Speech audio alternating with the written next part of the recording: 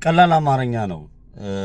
የአማራ ትግል ብዙ ዋጋ ተከፍሎበታል። ወልቃይት፣ ራያ፣ መተከል፣ ኦሮሚያ ክልል ላይ ብዙ ንጹሃንን ገብረናል። በተለይ አዲስ አበባ ላይ ብዙ ተፈናቅለዋል።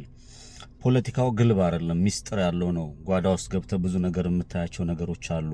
በተለይ የአማራ ፖለቲካ ጥንቃቄ ያስፈልገዋል። ውስጡ ምንድነው ያለው፣ ምን እየሆነ ያለው ነገር መረዳት ያስፈልጋል። አንደበትን ዝም ብሎ መልቀቅና አንደበትን መክፈት አንደበቱን የሚከፍተው ሰው ዋጋ ባይከፍልም ምድር ላይ ያሉ ወገኖቻችን ዋጋ የሚከፍሉበትን ነገር ያመቻቻል። ስለምናወራው፣ ስለምንናገረው፣ ስለምንጓዘው ነገር በሙሉ ጠንቅቀን የምናውቅ መሆን መቻል አለብን። አለማወቅ ኃጢአት አይደለም፣ ለማወቅ ጥረት ማድረግ ነው። ስለማናቀው ነገር ደግሞ አለማውራት ትልቅ ድንቅ ችሎታ ነው፣ ትልቅ ዕውቀት ነው። ስለማናቀው ነገር ማውራት ብዙ ደናቁርቶች፣ ብዙ በግለሰብ ፍቅር ያበዱ፣ የግለሰብ ወዳጅነት ያላቸው፣ የቀበሌ የተደራጁ፣ ይሄ በጎጠኝነት የተቧደኑ ወይም ደግሞ የግል ኢንተረስት ያላቸው በርከት ያሉ ሰዎች የአማራ ፖለቲካ ውስጥ ገብተዋል። ያንን በጥንቃቄ መታየት መቻል አለበት። ለምሳሌ የአማራ ፋኖ ትግል ላይ ሲነሳ 4-5 ድርጅት ነበረ እየተንከባለለ እየወጣ እያንዳንዱ ከምን ጉድጓድ ከምን እየወጣ እንደመጣ ማን ምን አደረገ ማን ምን አይደለም። መላው አማራ እኔ እንደ አንድ ግለሰብ መጻፍና መቸክቸክ አይጠበቅብኝም። በህይወቴ እስካለው ድረስ ማን ምን አደረገ የሚለው በህሊናዬ መዝግቤ ይዣለሁ። ማን ከምን አንጻር ነው የሚጓዘው የሚለውን መላው የአማራ መዝግቦ ያዛለ። እግዚአብሔር የመረቃቸውና እግዚአብሔር የባረካቸው ነገ ለታሪክ የሚያስቀምጡ በጽሁፍ ያስቀመጡ ሰዎች አሉ። የአማራን ጉድና የአማራን በደል የአማራን የተፈጸመበትን ነገር በኢትዮጵያ ላይ የተፈጸመበውን ነገር እያንዳንዱ ሪከርድ ተደርጎ የሚያስቀምጡ በምስል፣ በፎቶ፣ በሎኬሽን፣ በዶክመንት ወይም ደግሞ በቪዲዮ ተቀርጾ የተቀመጡ ግፎች እንዳላሉ ይሄንን የህዝቡን የህልውና ትግል ሲያደርግ ወደ ህልውና ትግሉ ሲገባ የተነሳበትን ዓላማ በመተው የራሳቸውን ፍቅር ይዘው የራሳቸውን ጎጥ ይዘው የራሳቸውን ዋጋ ሲያስከፍሉ የነበሩ ኃይሎች የሚረሱ አይደሉም። በፍጹም አንረሳም። የሚረሳ ነገር የለም።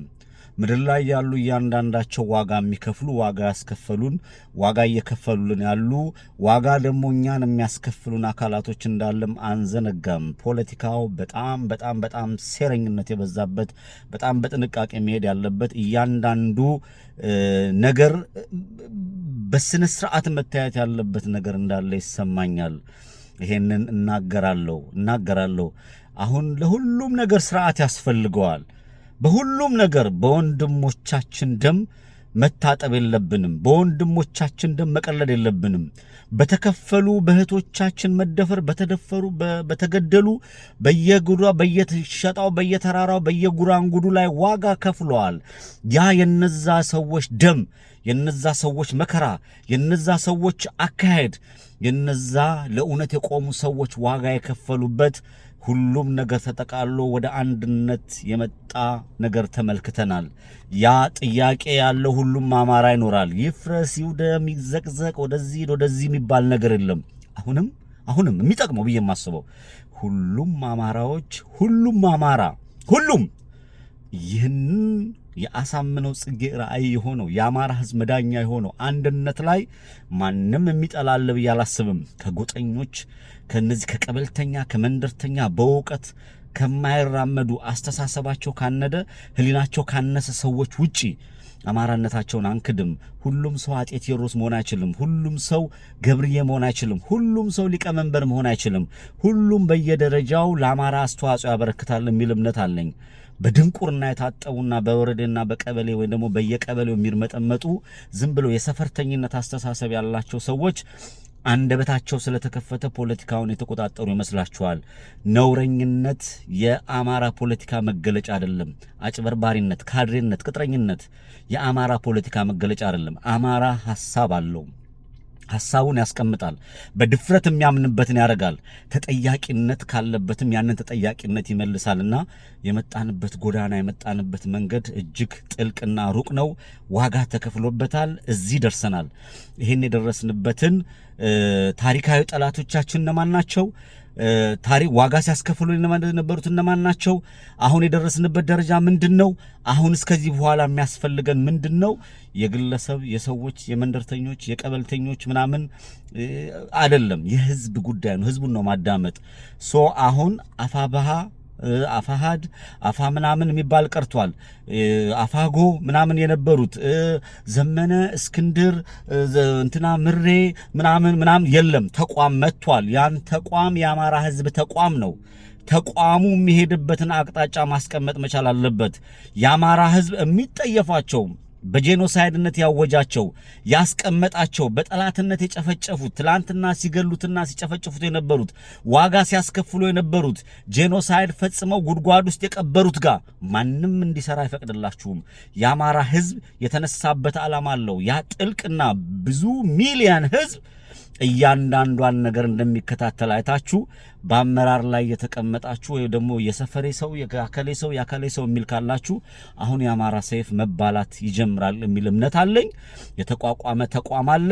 የነናው ሰናይ የነ ጀነራል አሳምነው ጽጌ የኮሎኔሎቹ የጀግኖቹ ይሄ ተስፋ ቆርጠው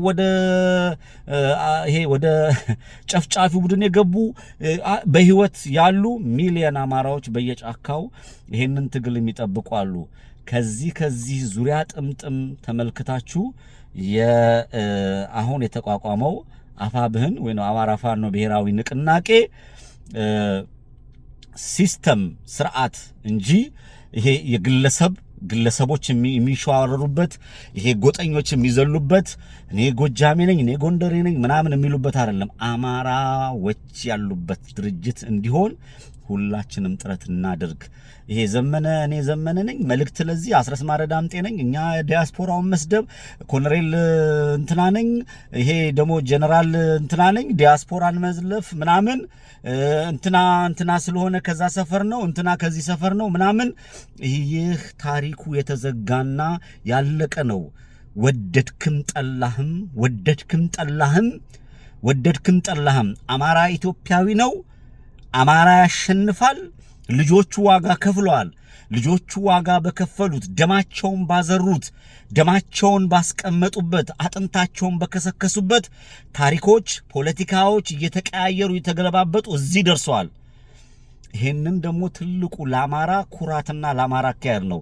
ይሄንን ትልቁን ሊቀር ማይችል አይቀሬ የሆነው ለውጥ ለመቀልበስና ይህን ለውጥ ለመሸጥ የራስን ጥቅም ለመዋል ይሄ ርካሽ የሆነ የራስን ፖለቲካ ለማራመድ የሚያስብ በየትኛውም ደረጃ የሆነ አመራር ካለ ይሄንን ማቆም የሚቻለው ጥላ አይደለም። መላው የአማራ ህዝብ እያንዳንዷን ወገኖቹ በድሮ የተቀጠቀጡበት ዋጋ የከፈለበት እያንዳንዱ ያችን የመጣንበትን ሂሳብ የተወራረደበት ጀግኖች የወደቁበት እህቶቻችን ወንድሞቻችን የተገደሉበት የአማራ ህዝብ ደምን ባያለቀሰበት እናቶቻችን ሆስፒታል መውረድ ሲገባቸው በየቤቱ የወለዱበት ልጆቻችን ገና የሚወለዱ መከተብ ሲገባቸው እንዳይከተቡ ተደርገው በየአካባቢው የዘር ማጥፋት የተፈጸመብንን በኦሮሚያ ክልል አዲስ አበባ ላይ ራያ ወልቃይት እዚህ ምንድነው ቤንሻንጉል ጉሙዝ